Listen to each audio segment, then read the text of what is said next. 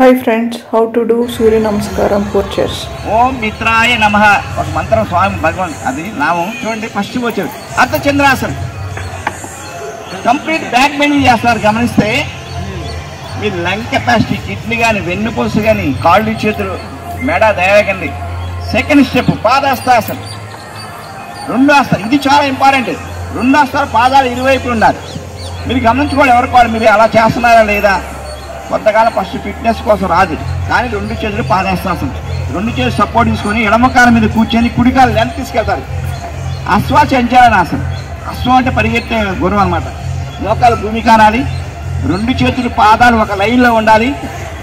బాగా సీనియర్స్ అయితే తొడాపిక తగిలితే మిడిల్ బ్యాక్ కూడా బాగా యాక్టివేట్ అవుతుంది. మోకాలు నొప్పి ఉన్న వాళ్ళు ఎలా చేయాలి చూపించదమ్మా. మోకాలు నొప్పి ఉంటే కాలు అలా స్ట్రెచ్ చేయాలి, ఫోల్డ్ చేయాలి.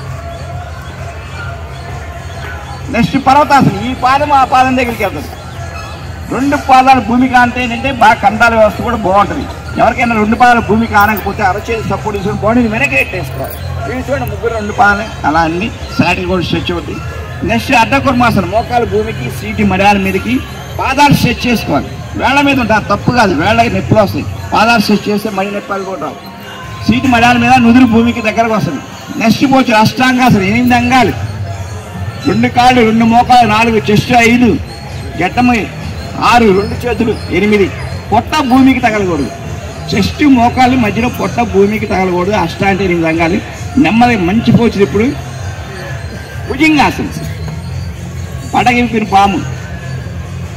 ఫిజియోథెరపీ వాళ్ళు రోజు ఇదే చేస్తారు. బ్యాక్ పెయిన్, సయాటిక్ పెయిన్, ఏదైనా ఈ ఒక్క ఆసనము సోదరి అందరికి చాలా ముఖ్యం. పడగిపిన పాము చూడండి, లంగ్స్ ఎలా ఉంటాయి. నాభిసాలు నొక్కుంటా పై పార్టీ పడగిపిన పాములాగా తల వెనక్కి ఎలా డైరెక్ట్గా యాక్టివేట్ అవ్వాలి. మెడ నొప్పులు, లంగ్స్, కిడ్నీస్ ఒకటి కాదండి ఈ ప్రయోజనం.